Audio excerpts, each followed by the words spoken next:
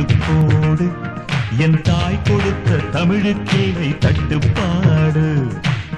இன்னைக்கு நம்ம பார்க்க போற எழுத்து ஓ. காதை சுத்தி ஒரு வட்டம் போட்டு மற்றொரு காதை சுத்தி வட்டம் போட்டு தந்தத்து வழியா வளைச்சு விட்டு தும்பிக்கை ஒட்டின மாதிரி ஒரு கோடு போட்டு லட்டை சுத்தி வளைச்சு விட்டா அதுதான் ஓ.